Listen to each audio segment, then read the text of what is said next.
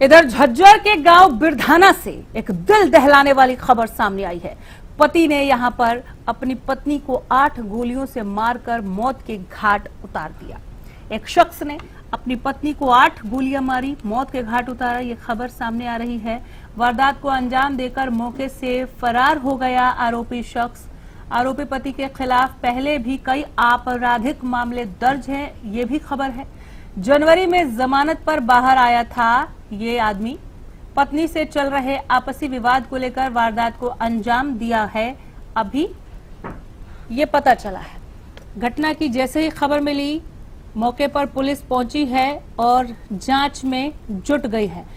झज्जर के गांव बिरधाना से तस्वीरों के साथ ये खबर हम आप तक पहुंचा रहे हैं। जनवरी में ही जमानत पर बाहर आया था ये आरोपी पति। पत्नी से पहले से आपसी विवाद चल रहे थे, ऐसा बताया जा रहा है, और आपसी विवाद के चलते ही इस घटना को अंजाम दिया। 1 2 नहीं 8 गोलियां दाग दी, अपनी पत्नी को मौत के घाट उतार दिया।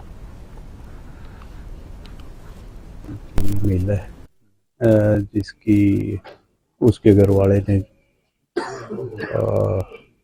गोली मार के हत्या कर दी है। तो इस सूचना के ऊपर हम आए हैं और हमारी MFSU टीमें और CIA टीमें सभी यहाँ पे आए हैं और अभी जो इसके संबंध में आगे की कार्रवाई कर रहे हैं।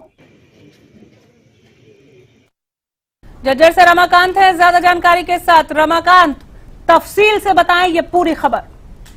बिल्कुल, मैं आपको बता दूं कि झज्जर के पास बिरधाना गांव है और कल होली का त्योहार लोग मना रहे थे। उसी के बीच में अपनी पत्नी को संजय जो की है कि उन्होंने अपनी पत्नी अंजलि को 8 गोली मारी। जब तक वो गोली लगातार मारता रहा, प्रत्यक्ष व्यक्ति का जो देख रहे थे उन्होंने कहा कि गोली तब तक मार रहा था जब तक वो मर ना गई हो। और उसके बाद उन्होंने पुष्टि भी की कि उसकी वाइफ मर चुकी है। उसके बाद वो मौके से फरार हो गया।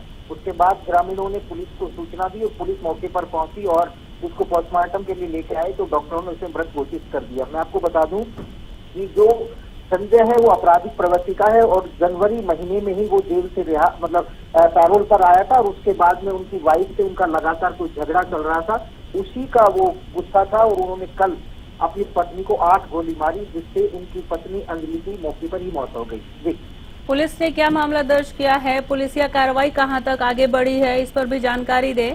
जो शख्स फरार है उसके धरपकड़ के लिए क्या कोशिशें हो रही हैं? जी, मैं आपको बताऊं कि ACP अनिल कुमार ने जब मीडिया को संबोधित किया, उन्होंने साफ तौर पर बताया कि लगातार बैरिकेड लगाकर उसकी पूरी तरह से जांच पड़ताल की जा रही है, उसकी धरपकड़ की जा रही है और अलग अलग टीमें भी गठित की गई है।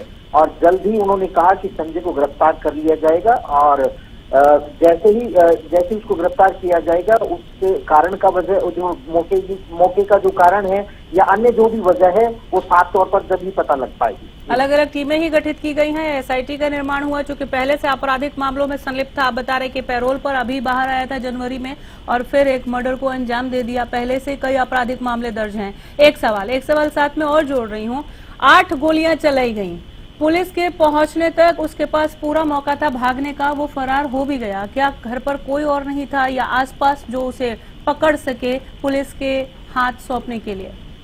नहीं, प्रत्येक व्यक्ति का जो कह रहे थे ग्रामीण, उन्होंने कहा कि जब उनको पकड़ने की बारी आई तो उस समय तक वो 8 गोलियां चला चुके थे। लगातार लोग ये समझ रहे थे कि होली है या फिर अन्य कोई पटाखे की आवाज है, लेकिन लोग समझ पाते उससे पहले संजय अंजलि को 8 की 8 गोलियां मार चुका था। और जैसे ही उसके हाथ में तमंचा था, वो डराते हुए ग्रामीणों को वो आगे निकल गया और वो भाग गया। इस आरोपी का जल्द से जल्द पकड़ा जाना बेहद जरूरी है। पहले से ही आपराधिक मामलों में संलिप्त था और अभी भी अपराध को अंजाम देने से ये चूक नहीं रहा। नजर बनाए रखिए, मैं जरूर लौटूंगी अपडेट के लिए। फिलहाल रमाकांत, बहुत धन्यवाद।